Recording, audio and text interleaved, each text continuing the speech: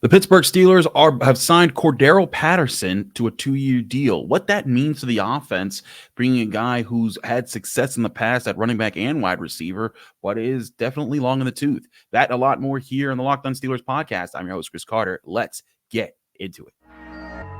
You are Locked On Steelers, your daily Pittsburgh Steelers podcast, part of the Locked On Podcast Network, your team every day.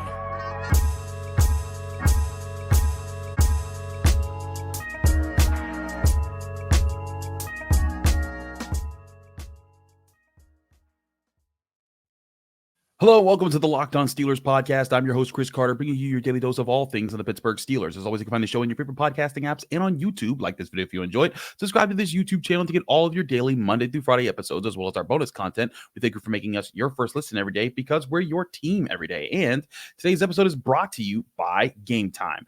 Download the Game Time app today, create an account, and use code LOCKEDON for $20 off your first purchase. Download Game Time today. But we're going to talk more about them later. Let's get into the Steelers' latest move in free agency as of the time of me recording this podcast, which, as always, you never know what they could do at the last second. Please don't do me dirty. Again, Omar Khan. But let's talk about Cordarrelle Patterson, the player that they signed to a 2-year, potentially $6 million deal, as reported by Ian Rappaport and Tom Pelissero of the NFL Network. Let's look at these options here. Now, here's the thing with Cordarrelle Patterson. In the past, this would have made a lot of sense because he's been a decent player in the NFL. He's very experienced. He's a 4-time Pro Bowler, full-time All-Pro player. He's on the Hall of Fame All-2010s team for his special teams work, and he has plenty of experience in the NFL. But this is a guy who is legitimately 33 years old and will be once the season starts, who has joint experience at running back and wide receiver. And that's where I think this gets pretty interesting because Cordarrelle Patterson still isn't the number 2 wide receiver in this offense behind George Pickens. We've talked about this before with signings of Quez Watkins, of Van Jefferson, and other guys like that. If it's purely a wide receiver move, this does nothing to change the Steelers' need to figure out what they're doing at wide receiver to replace Deontay Johnson. Calvin Austin could still take a step forward and become a better weapon this year, but they still need a guy who's proven to be next to there. So to me, this is more along the lines of they need to do that. But here's where Cordarrelle Patterson could be interesting to use. Now, of course, Patterson has obvious ties to Arthur Smith as he played for Arthur Smith in Atlanta over the past 3 years, and there's obvious usage there. And he did have some decent seasons running the ball with Arthur Smith. He had 695 rushing yards on 144 carries back in 2022, and he also had 618 yards on 153 carries back in 2021. In his time with Atlanta, he averaged 4.3 yards per carry, which that's pretty decent. And I feel like there's a chance for him to be included somehow in this rotation that could make for a unique offensive lineup type of situation, because we've talked about the potential for the Steelers putting 2 running backs on the field at the same time. We talked about we've talked about what the Steelers want to do to try to run the football more, and Jalen Warren and Najee Harris as a 1-2 punch have been dynamic for the Steelers over the past year, and they do look like they have a potential to be maybe the best running back duo in the NFL next season. But if you're going to be using 2 running backs on the field at the same time, you still want one of those primary options to have fresh legs, and you want to have another option behind them that could be ready to roll in the case of an emergency. And that may be the unique role that Cordarrelle Patterson brings you out of as an extra running back / wide receiver option. He can also really help with the special teams role, and that's where he has made his Hall of Fame 2010 role. Was he was able to be a good kick returner there, and he has great kick return numbers. Like when you go back over his career, this man has returned in his time in the NFL 9 kickoff touchdowns. That's very impressive, including one 2 seasons ago. So he brings a lot of experience, and with the new kickoff rules, I got to be honest. Like I'm looking at the kickoff rules. I still have to watch like more XFL tape to see like the impact of this and what does it have on NFL talent players. But if this opens up more opportunities for kickoffs to big plays, this might make the signing of Cordarrelle Patterson make a lot of sense. But I think the bigger thing could still happen on scrimmage plays where if the Steelers want to deploy situations where they have a player who's more of a flex running back / receiver option as a third guy on the field, say they have George Pickens, your number 2 wide receiver, whoever that is, whether it's a Tyler Boyd or a Ricky Pearsall or whoever. And then you have a tight end, a Najee Harris or a Jaylen Warren. But then with that Najee Harris or Jaylen Warren, you have a Cordarrelle Patterson who can move around and be your third wide receiver, or can line up and be your second running back on the field. And in that way, it's not a given which direction you might run in a certain position. Maybe that can be the type of situation that the Steelers run with and have a few more gadget plays designed up, and not even gadget plays, but just alignments that kind of confuse defenses. And I think that is the unique position that Cordarrelle Patterson brings, is that if he can be a running back or a wide receiver, it doesn't mean he's going to get a ton of yards either way. He's not going to bring in a whole lot of production. I mean, if you look at his numbers last year, he didn't have much production. I think he had 181 rushing yards on 50 carries, and then had 38 receiving yards on 9 catches. Like that's not gonna do a whole lot there for the Steelers. But if you're able to include him in mixes that kind of give the chance for Jaylen Warren or Najee Harris to get a breather while allowing you some positional flexibility in the offensive scheming, that can confuse defenses who come out and say, well, wait a second, he's a receiver / a running back. Do we need to come out with a heavier set or a lighter set to prepare for what the Steelers are trying to do in those plays? Those could be things the Steelers are trying to do. Now, again, this doesn't address all the other Steelers needs. They still need a center. They still need to get another tackle to pair with Broderick Jones that isn't Dan Moore Jr. They still need a real number 2 wide receiver to line up with George Pickens. There are still plenty of positional needs, but I could see there being flexibility here offered to you by Cordarrelle Patterson. And he's a veteran who's been in the NFL. He knows what it's like to be in the NFL. They don't have to question, his work ethic or anything like that. He'll find a way to be useful in those manners. And again, on special teams, if special teams becomes a more important role with the new kickoff rules, then he might be able to give you, a little bit of relief there. And also looking at the 2-year, $6 million deal, as it's always reported, like we talked about this with Alan Saunders the other day, but like when a player is like that, like on the numbers thrown out like that by, the national reporters who initially report these contracts, those are often with a lot of incentives laid in. I wouldn't be shocked to see if like Cordarrelle Patterson's actual salary cap hit this upcoming season is more like $1.5 to $2 million and is very offloadable next season. If, that wouldn't cost them with a heavy cap hit moving forward. So I look at this as another move that signals the Steelers are trying to round out their roster. I would rank Cordarrelle Patterson ahead of a Quez Watkins or a Marquez Callaway or a Van Jefferson, 3 other receivers that they've signed in free agency this offseason. I would rank him ahead of those guys, but I still wouldn't put him as the number 2 option. Even before the NFL draft coming, I wouldn't even put him necessarily as the official number 3 just yet.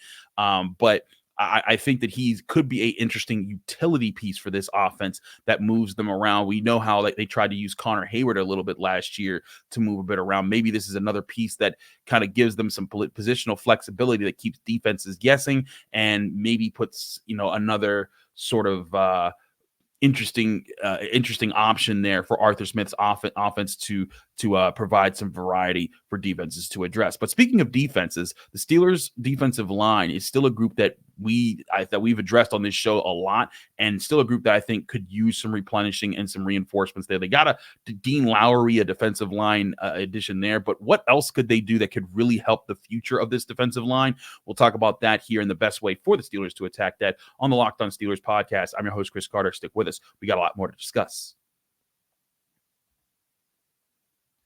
But first, I want to talk to you guys about our great sponsors at FanDuel. Say goodbye to busted brackets because FanDuel lets you bet on every game of the tournament. Whether you're betting on a big upset or a number 1 seed, it's time to go dancing on America's number 1 sportsbook. And of course, that's FanDuel. Right now, new customers can get $200 back in bonus bets if you hit on your first $5 bet or more when signing up on FanDuel. That's right, $200 that you can use on point spreads, money lines, or even you can pick who you think's going to win it all. Just visit FanDuel.com/lockedon and you can start betting on college hoops until they cut down the nets. That's FanDuel.com/lockedon for new customers to get $200 back in bonus bets if your first bet of $5 or more wins. And that's on FanDuel, America's number 1 sportsbook.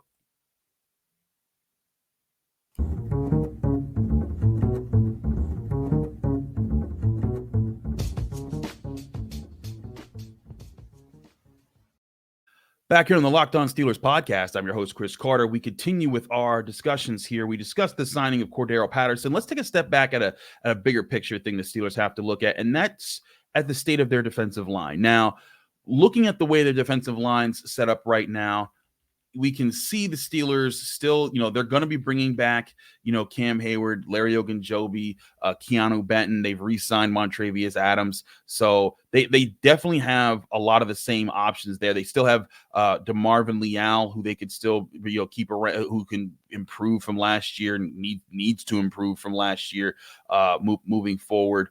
But they still could use some help there in that department as far as finding defensive linemen for the future, because Ogunjobi's up there in age. We know Cam Hayward's been around for quite some time.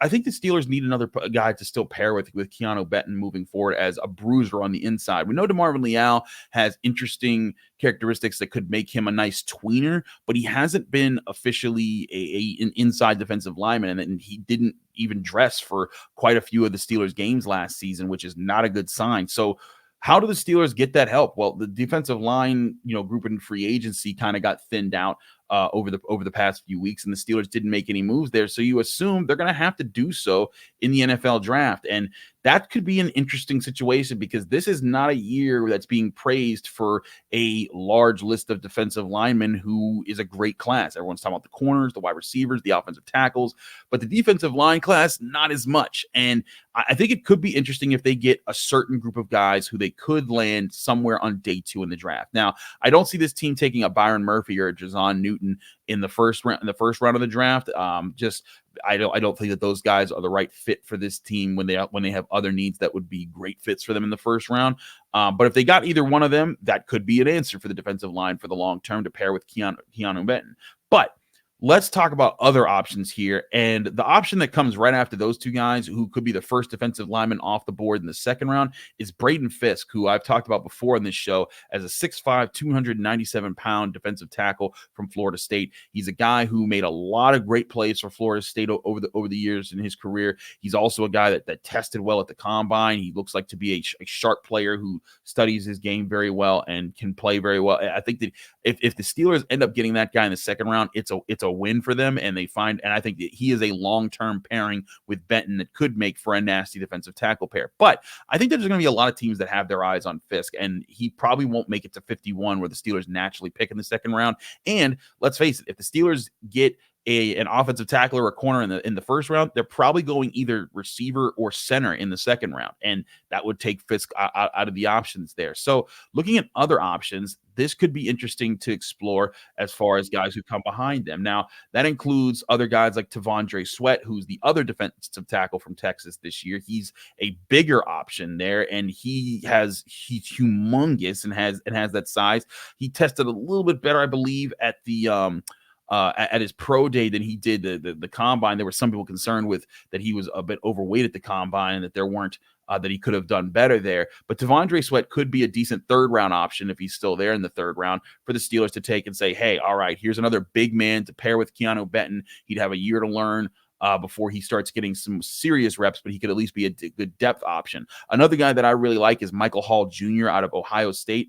He's not the biggest. He's 6'2", 280, but I think that with the way that he plays, he can be quick. He can win in the pass rush game, and that could be a factor that pairs well with Keanu Benton, who's more of a run stuffer than he is a pass rusher. And that's not to say Keanu Benton isn't evolving as a pass rusher. I actually think he is, and we actually talked about that during the season, that he was developing his pass rush skills as a rookie. But as a run stuffer, that's where the Steelers wanted to get him, and I thought he'd be a great fit for them there. Michael Hall Jr. could be an interesting pairing, got paired with Benton, because he'd be decent enough against the run, but could be the alternative, like really good, better pass rushing option up the middle that gives them some versatility down the long run.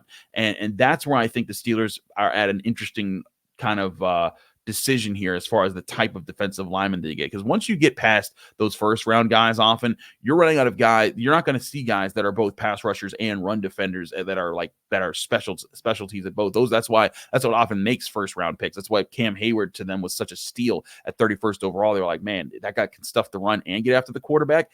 that's what you want up the middle, and that's what everyone wants to see, because we see how interior, defensive linemen can be valued in the NFL. You look at what Aaron Donald did in his Hall of Fame career. That's what every team wants, is a guy that can do both. But if you could find a guy that's decent enough in run defense, but has a better pass rush ceiling, I think that's where things could work out for them. And now, unless the Steelers want to go with more of a run defender, because there are guys that would fit that run defender type of role, like Rook Orororo of Clemson. And yes, I believe I said that name correctly, Rook Orororo, 6'4" guy out of Clemson. He's more of a guy that can be a solid, player against the run, who turns guys back, takes on double teams, but he's not as much of a pass rusher just yet. Who's gonna win those selections? Who's gonna win those matchups and command double teams when it comes to getting after the quarterback, but he might command double teams when it comes to stuffing the run. And that's where I think that could be interesting to see there. But then there's other guys out there who, again, their athletic profiles are a bit different. They're less of the super strong guys that can take on the double teams, and more of the athletic guys that if you leave them in one-on-one situations, their quickness, their explosiveness, their ability to get off the ball can be the factor that helps them win more of their matchups. One of the guys that could be drafted in the middle rounds, maybe even as late as the 4th round, who fits that bill, is Leonard Taylor III out of Miami. He's a guy that he tested well at the combine, and he has a lot of natural abilities. He's also 6'3", 305, a decent size for a defensive lineman. He's a guy that has a lot of technique issues as far as being consistent, but his explosiveness is something that, Mike Tomlin says, hey, I run to those guys. I want to be able to teach those guys. He said that on the Pivot podcast last year when talking about, guys coaching up players and how he enjoys that part of it. Leonard Taylor could be one of those guys if he's taken into the 3rd or 4th round to be an option for the Steelers, to be like, hey, you know what? You're coming in. You don't have to be the guy right away, because they got Hayward and Ogunjobi and Benton and Adams and guys like that. But we want to develop you into the guy who will be a good pass rushing threat up the middle and could be a nice pair with Keanu Benton for the next few years. And there's other guys like, McKinley Jackson out of Texas A&M, who could be an interesting fit. There's Tyler Davis out of Clemson, a lower pick there. There's other guys that you can get later. But if the Steelers want to make a serious investment to find the best pair with Keanu Benton for soon in this draft class, it's probably going to need to come on day 2 of the draft, or at best early day 3 in the draft. And that would also be a slim pickings situation where they'd have to get one of maybe 3 guys who would be available early day 3. And they would be guys that ultimately would come in riding the bench behind them and, coming in sparingly. And then you develop them over the first year into being that guy. But I just honestly look at this draft class, and I'm not so sure that this is the year that they go and get. I'm not sure. If they get Braden Fisk, great, awesome. I think that's a great fit for what they need, and could be a long-term guy signing that works out in the 2nd round. But with their other needs, I think that, and also what other teams think of Braden Fisk, I think that he might not be there in the 2nd round when the Steelers pick comes around. I think looking at some of these other options that might be more natural 3rd round picks might make more sense for what the Steelers are trying to do. And remember now, because of the trade up scenario where they flopped one of their 4th round picks for a 3rd round pick in the trade situation of sending away Deontay Johnson and getting back Dante Jackson, that does give the Steelers 2 3rd round picks. And that might be the sweet spot to get one of these type of interior defensive linemen. And it might be a sweet spot to get, 2 players that they miss out on. Like, say in the 1st and 2nd round, they get an offensive tackle and a center, and they still need a wide receiver. Well, the 2 3rd round picks give you the chance to get a receiver like a Malachi Corley out of Western Kentucky, who we've talked about as a really good route runner and could be a great fit. And then you can get your defensive lineman. And that way you're still getting your potential number 2 wide receiver that you really like as a rookie, while also finding taking a chance on finding the future pairing defensive lineman with Keanu Benton for the future. But the Steelers need to find that option sooner rather than later, because you don't know how much longer you have Cam Hayward. You don't know how much longer you have Larry Ogunjobi. You need to find the answers to those defensive line, the defensive line's future, because without them, the Steelers defense would start to fall apart. Now, again, I think this year they'll be fine. I also, I look back at the Steelers this year and the numbers that they put up. Again, they finished as the 6th best scoring defense in the NFL this past year. And that was with the linebacker situation being destroyed by injuries, the safety situation being destroyed by injuries. The defensive line, Cam Hayward was not healthy, for a single game this past season. those factors, I think, lend itself to saying like, hey, this defense can be better than it was last year.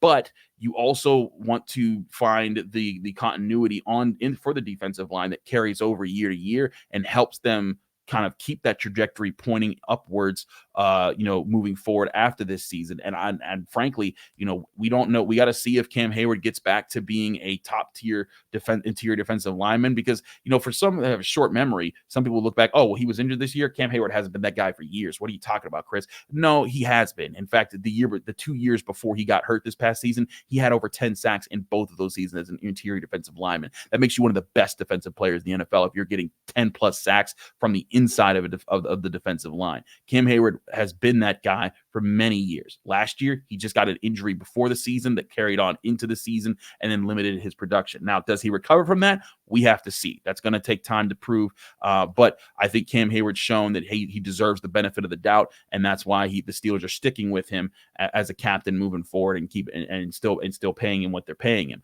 And who knows? Maybe they'll come to a restructured agreement that changes up some of those payments and as far as when he gets his money. But by and large, again, I expect Cam Hayward for this year. But for next year, there's no guarantee that he plays next year when he's 35 years old as a defensive lineman who's been with the team since 2011. There's no guarantee of that. So if you're sitting there and you're the Steelers front office, you need to find the next defensive lineman of the future to pair with Keanu Benton and find them sooner rather than later, because the longer that you wait to find that guy, the more of a chance that you're going to have to be depending on Benton as your number one interior defensive lineman with a younger player who's going to be younger and developing and figuring things out on a group. And if a weak defensive line would make for a big weakness in a defense that they want to remain in the top levels of the NFL. Again, I think it'll work this season, but they need to find that answer soon before it's too late. We'll get to other parts talking about that and see how things continue to shake out for the Steelers defensive front moving forward. But there was also some talk, as Mike Tomlin did address a former cornerback returning, and that's the potential return of a Patrick Peterson. What would that take if he was to return? What would it mean for the Steelers defense? We'll talk about that next here on the Locked On Steelers podcast. But first, I want to remind you this show is also brought to you by Game Time. Buying tickets to your favorite events shouldn't be stressful. That's why Game Time is the fast and easy way to buy tickets for all your sports, music, comedy, and theater events near you. They give you killer deals even on last-minute tickets, or even up to tickets that are up to an hour after the time that your event started. So that helps you stop stressing over the tickets and start getting hyped for the fun that you're about to have, especially with their best price guarantee that can't be beat. You just download the Game Time app to your phone right now, or go to their website, gametime.co, and it allows you to book tickets whenever you need, and it gets you the best of both worlds. What I mean the best of both worlds is you're making sure that you're getting the best price out there without being scammed, because when you're looking in Game Time, you'll see the view from the tickets from the seats that you're buying when you're looking in the Game Time app that's right on your phone. It's a great way to guarantee that you're getting the best value for your money, and Game Time's promising you're always going to get the best value for your money because they have the best price guarantee that shows that, hey, if you find tickets in the same section on row for less somewhere else, that then they will credit you 110% of the difference in those prices. That's how confident Game Time is that they'll give you the best price. Download the Game Time app, create an account, and use code LOCKEDON for $20 off your first purchase, or go to their website, gametime.co. Terms and conditions apply. Create an account and redeem code LOCKEDON for $20 off. Download Game Time today. Last minute tickets, lowest price guaranteed.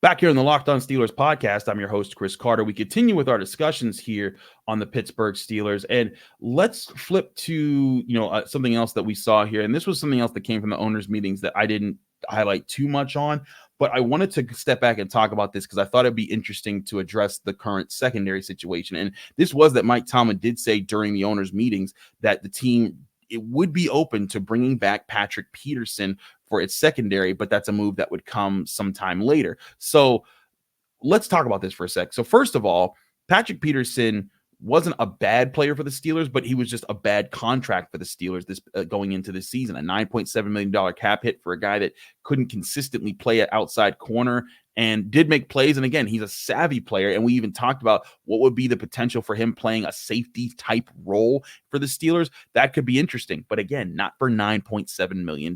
Now, if he resigns with the team and at a cheaper price that maybe is like $3 to $4 million a year, that makes a lot more sense, because here's the thing about Patrick Peterson. He offers you positional flexibility. We were talking about that in the offensive side of the ball. He could be a guy that flows between being an interior corner, like a slot corner that can help and communicate and flow between that, and being a middle of the field safety to give you more flexibility, especially on passing downs. And that is valuable in today's NFL with more of the passing teams that are out there. And that's where I think Patrick Peterson could be of interesting value for a team that right now doesn't have a slot cornerback on its roster. They don't have Shannon Sullivan anymore. And you look at the cornerbacks that they have. Dante Jackson's an outside guy with Joey Porter Jr., who's an outside guy, and you want those guys playing there. If this team drafts a corner high this year, it's probably going to be an outside corner, unless they got like a Mike Sainristil still on the third round of the NFL draft this year.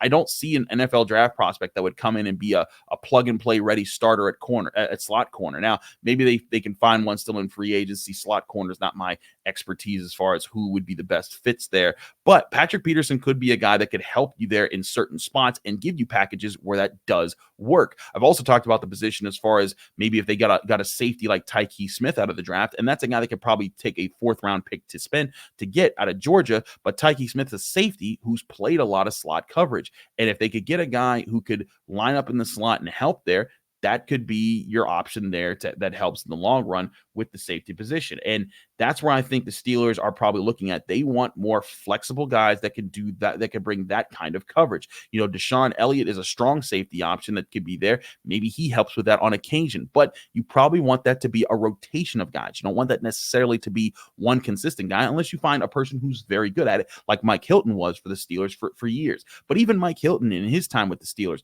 really great run defender, awesome blitzer, great at covering things underneath and great at zone coverage. But when you asked him to run step for step, man to man, single coverage deep down the field against a really good slot receiver, that's when the defense was more at risk, when they were depending on him in those situations. Patrick Peterson could be a guy that is able to, if you're coming out and you're throwing out a zone, could be the kind of guy that's savvy enough to stay in the right positions. We even saw that at different parts of this past season to help your defense and to always be in position. And we know that with Terrell Austin's defense, when it's fully healthy, it wants to try to confuse offenses. It wants to try to fake blitzes or fake certain zones to fit to, or to drop into different zones, or fake man to drop in a zone or fake zone to drop into man. And to do that, you need highly skilled or highly knowledgeable players, or both, to pull that off. And that's where Patrick Peterson still can provide assets. And heck, you guys remember on the show in the middle of the season, well, towards the end of the season, when Patrick Peterson had to step in at safety because the entire safety move was decimated or suspended,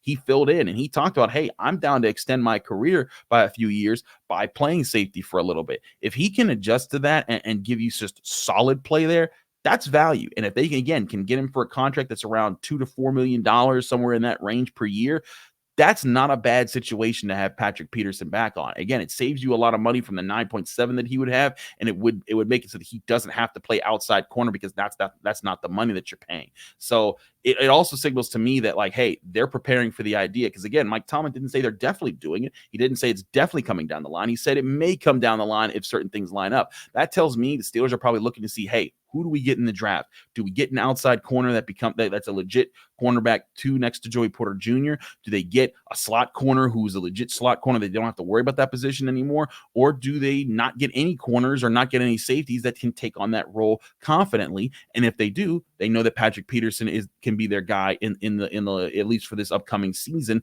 with a not so expensive contract. I think that's what the most likely scenario is for the Steelers if they were to bring back Patrick Peterson. It's more so hey, we didn't get who we were looking for this year. Patrick, you got a job yet? No. Want to keep playing the NFL? Yes. Come on through and be the guy there. That's what that symbol is there, at least in my beliefs.